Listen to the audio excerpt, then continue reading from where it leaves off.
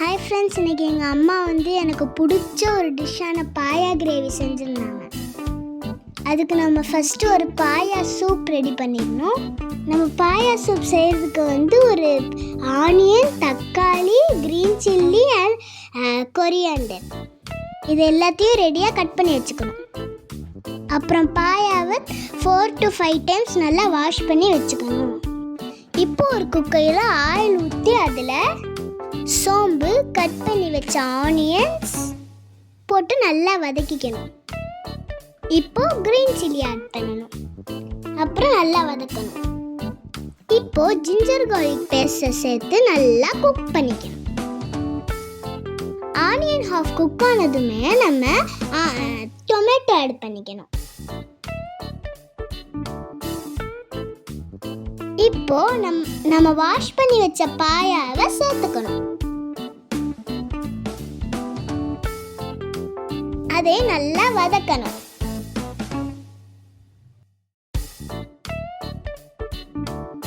இப்போ நம்ம சூப்புக்கு தேவையான வாட்டரை ஆட் பண்ணிக்கலாம்.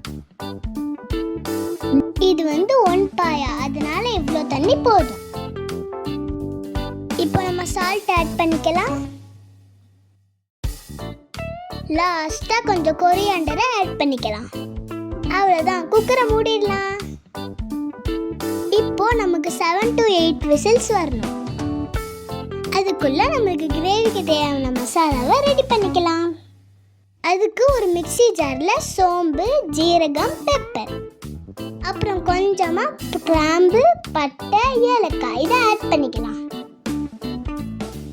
நம்மளுக்கு எவ்வளோ தேவையோ அவ்வளோ எடுத்துக்கிட்டா போதும்.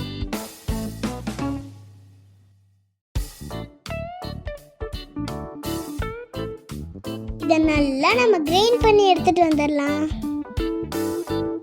இப்போ ஒரு பெரிய onion and 3 medium size tomatoes சாப் பண்ணி வச்சுட்டு ஏற்கனவே நம்ம நல்லா அரைச்சி வச்சிருந்த மசாலாவோட சேர்த்து அரைச்சி வச்சுக்கலாம்.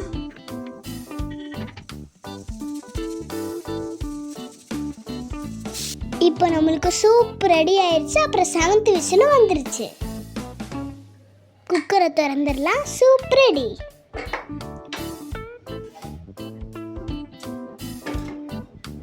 இப்போ இந்த சூப்பை நம்ம வேற பவுலுக்கு மாற்றிக்கலாம். இப்போ நம்ம அதே குக்கரில் கொஞ்சம் ஆயில் அண்ட் கீ சேர்த்துக்கலாம்.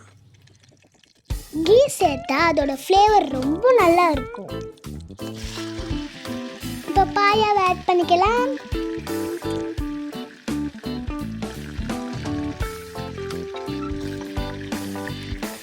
ஒரு மிக்ஸ் கொடுத்துக்கலாம். இப்போ 1 spoon chilli powder, salt and turmeric add பண்ணிக்கலாம். உங்களுக்கு எவ்வளோ காரம் வேணுமோ அவ்வளோ சில்லி பவுடர் ஆட் பண்ணால் போதும். இப்போ ஜிஞ்சர் கார்லிக் பேஸ்ட் ஆட் பண்ணிக்கலாம்.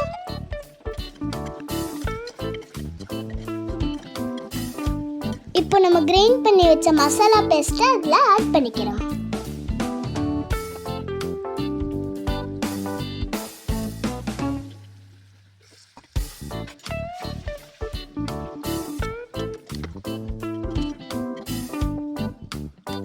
நம்ம எடுத்து வச்சிருந்த அந்த பாயா சூப்பை இதில் ஆட் பண்ணிக்கலாம். இந்த பாயா சூப்பை நம்ம அப்படியே குடிச்சாலும் நல்லா இருக்கும். இப்போ நம்மளுக்கு தேவையான அளவு சால்ட் ஆட் பண்ணிக்கிட்டு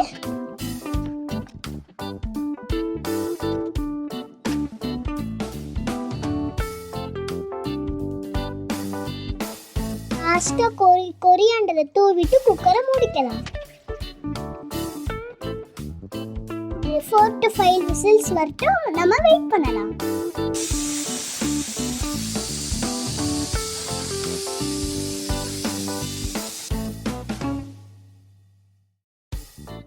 வாவ், செம்ம டேஸ்டியான பாயா கிரேவி ரெடி.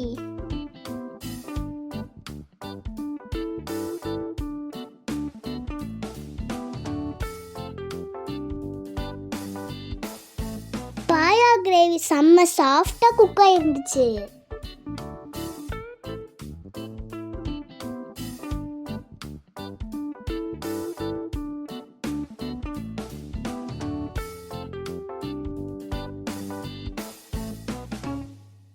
ரசம் சாதத்தோட இந்த பாயா கிரேவி சாப்பிடும்போது செம்ம டேஸ்டியா இருந்துச்சு.